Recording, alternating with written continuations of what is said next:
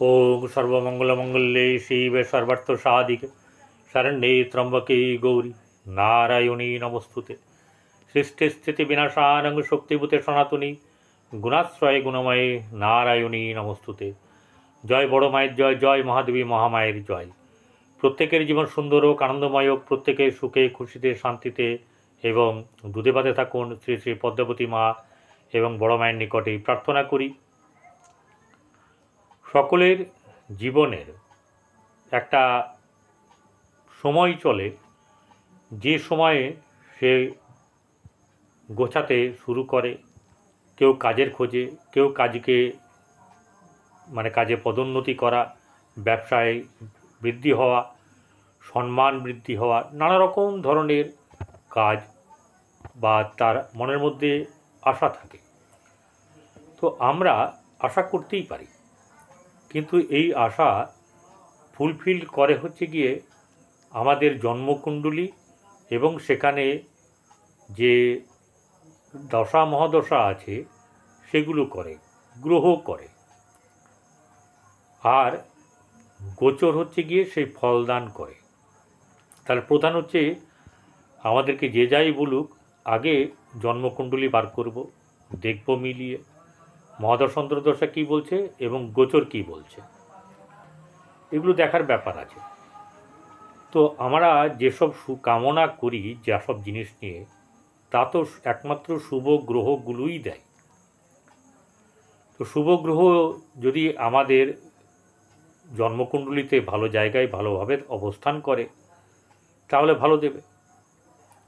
আর যদি গোচরে দেয়, গোচরে যদি দেখা যায় যে সেরকমভাবে অবস্থান করছে গ্রহগুলো, তাহলে সেখান থেকেও কিন্তু আমরা ভালো ফল পেতে পারি।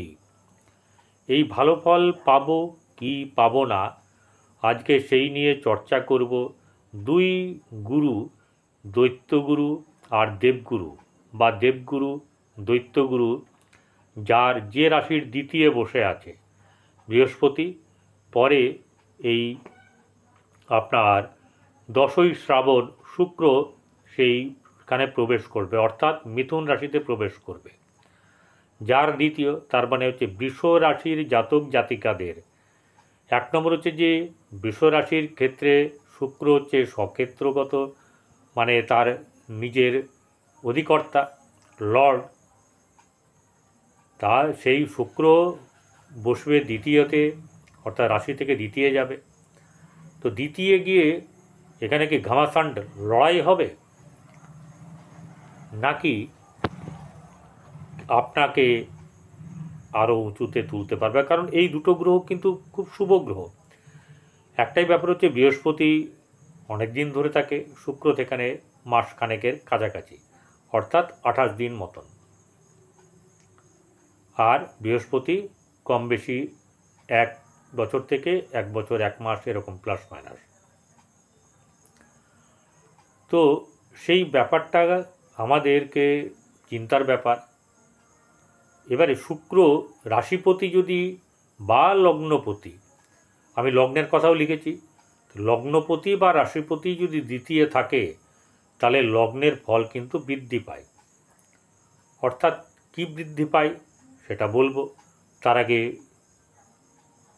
আপনাদেরকে বলি, আপনারা দেখছেন জ্যোতিষ আচার্য পরিতোষদের এই জ্যোতিষ চ্যানেল, যেখানে শুধুমাত্র গোচর বিচার করা হয়, কোনো কারোর পার্সোনাল ছক নিয়ে এখানে বলা হয় না। আপনারা যারা সাবস্ক্রাইব করেননি তারা সাবস্ক্রাইব করবেন, পাশে থাকা বেল আইকনে ক্লিক করবেন, অল বটমে প্রেস করবেন, তাহলে নোটিফিকেশন আপনার কাছে পৌঁছে যাবে। থাকলো এবারে পরের কথা, সেই 2 নম্বর যে কথাটা, সেটা হচ্ছে যে জন্মকুণ্ডলিতে ভালো খারাপ মিশেই জন্মকুণ্ডলী হয়। যদি দেখা যায় যে আপনার খারাপ চলছে, আপনার জন্মকুণ্ডলিতে অশুভ কিছু গ্রহর সংযোগ এমন হয়ে আছে যে আপনি ফল পাচ্ছেন না, করলেই পেয়ে যাবেন এটা বলছি না, কিন্তু অনেকটা তো সমাধান হতে পারে। তার জন্যে দেখবেন মিডিয়াতে, টিভিতে, পেপারে, পোস্টারে, নানা জায়গাতে খুব স্বনামধন্য বিখ্যাত জ্যোতিষীরা তারা দেখেন, তাদের কাছে গিয়ে আপনার জন্মকুণ্ডলিটা দেখিয়ে পরামর্শ নিয়ে নেবেন। আমার কাছে আসতে হবে না, আপনারা দেখান, আপনারা সুস্থ থাকুন, ভালো থাকুন, আনন্দে থাকুন, এটাই ঈশ্বরের কাছে আমি প্রার্থনা করি। কারণ ঈশ্বর আমার যা কপালে লেখা আছে সেটাই আমি পাবো, এর বেশি আমি পাবো না। তাই এটা বলতে আমার কোনো দ্বিধা নেই যে আপনারা অন্য জায়গায় ভালো মানুষের কাছে, ভালো জ্যোতিষীর কাছে দেখান। চলুন, বৃষ রাশির হচ্ছে গিয়ে আমাদের রাশিচক্রের দ্বিতীয় ঘর। এটা হচ্ছে ধনভাব, সেই ঘরের অধিপতি হচ্ছে শুক্র। এই রাশির জাতক জাতিকারা সাধারণভাবে মানুষের উপকার করে, কিন্তু রেগে গেলে ভীষণ আকার ধারণ করে। এবারে এই রাশির স্বভাব হচ্ছে যে ভোগ বিলাস ব্যসনের মধ্যে দিয়ে কাটাবে। কেউ তাতে বাধা দিলে তার কিন্তু ক্রোধ চলে আসবে। কারণ এই ঘরটার যে প্রতীক যাকে ভাবা হয় সেটি হচ্ছে একটি ষাঁড়। সে কী করে? বাজারের ভেতরে প্রবেশ করে, দেখবেন কোনো জায়গায় কারো দিকে কোনো সবজিতে মুখ দিচ্ছে না, কিন্তু যে সবজিতে মুখ দেবে ওই একটাই নেবে, নিয়ে ওটা নিয়ে চলে যাবে, 10টা জায়গায় মুখ দেবে না।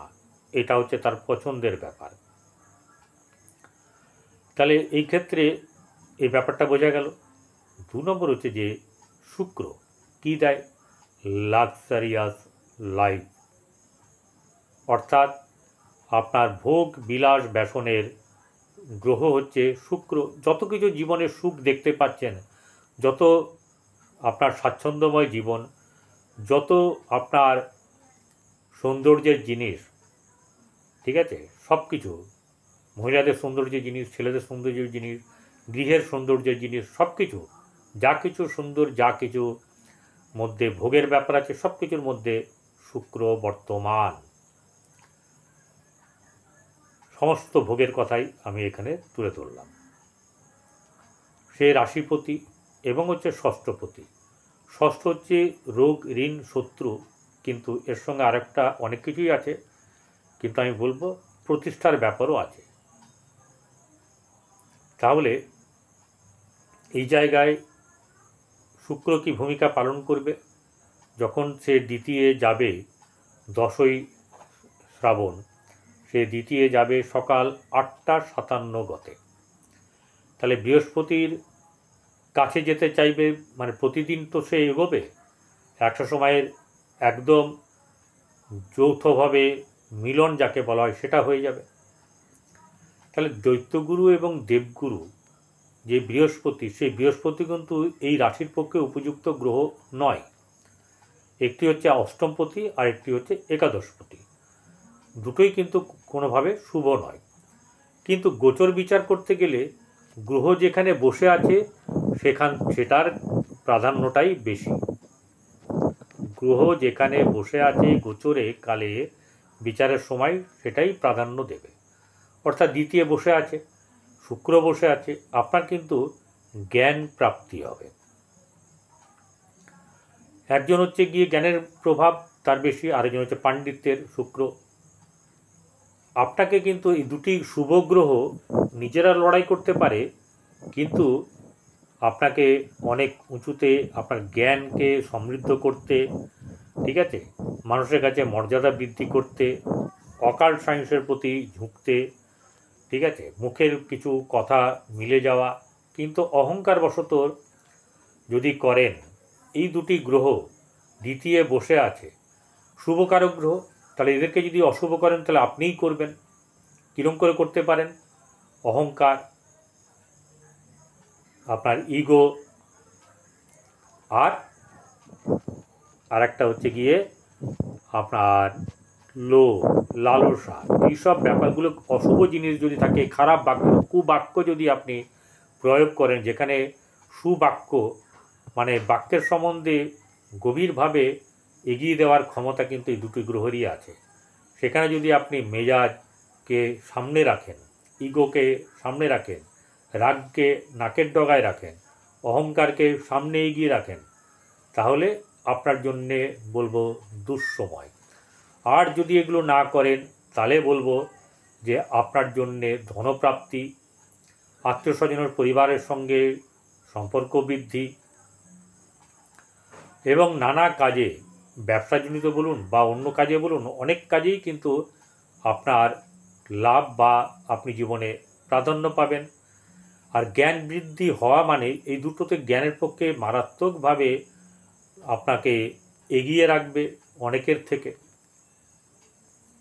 তাহলে সেই জ্ঞানের দ্বারা আপনি কিন্তু যা করবেন সেটা আপনার পক্ষে সুবিধাজনক হবে।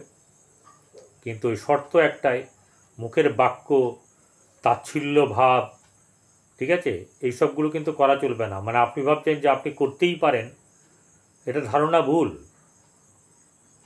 ঈশ্বর আপনাকে সেই অধিকার দেয়নি।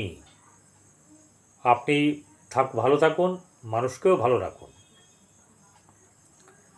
এবারে বৃহস্পতি এখানে হচ্ছে গিয়ে আপনার এইগুলি ভাবের কারক, আবার হচ্ছে তৃতীয় ভাবের কারক। বিশ্বরাশির তৃতীয় হচ্ছে গিয়ে ভাবের কারক নয়, ওখানে তুঙ্গ হয়, বৃহস্পতি ওখানে তুঙ্গ হয়। তো ওইটা অতটা ফ্যাক্টর নয়।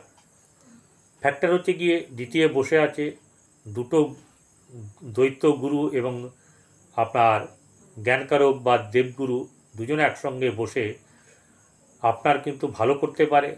আর যদি এগুলো খারাপ যেগুলো বললাম সেগুলো করলে ঘটি উল্টেও দিতে পারে। অষ্টম জায়গায় দৃষ্টি থাকবে, তাহলে খারাপের দিক থেকে অসুবিধা, মানে খারাপ যদি কিছু ঘটার ব্যাপার থাকে সেটা কিন্তু হবে না, ফ্যাটাল ডিজিজ বা এর হবে না। কিন্তু যেটা হবে, অকাল্ট সায়েন্সের প্রতি আপনাদের একটা ভেতরে মানে প্রাধান্য পাবে। সেটার ব্যাপারে কেউ কেউ এগোতে পারেন, কেউ শিক্ষা নিতে পারেন, কেউ চর্চা করতে পারেন। এইসব ব্যাপারগুলো কিন্তু বৃদ্ধি পাবে। যাই হোক, এই বৃহস্পতি যদি কারোর খারাপ হয়ে থাকে, কেশর ব্যবহার করবেন। সামান্য কেশর নিয়ে বাঁ হাতে দিয়ে তার মধ্যে গঙ্গা জল দিয়ে ভালো করে ডোলে মেল্ট করে দিয়ে সেটা আপনার তিলক করবেন। পারফিউম ব্যবহার করবেন আপনার ইয়ের পরে, যেটাকে বলা হচ্ছে আপনার এই যে স্নান করার পরে। আর গরুকে খাওয়ান, কুকুরকে খাওয়ান, কাক পক্ষীকে খাওয়ান, এতে আপনার কিন্তু ভালো হবে, আপনি লাভবান হবেন, আপনার ভালো হোক, এইটুকুই চিন্তাভাবনা করে আমি এই ভিডিও শেষ করছি। ভালো থাকবেন, নমস্কার।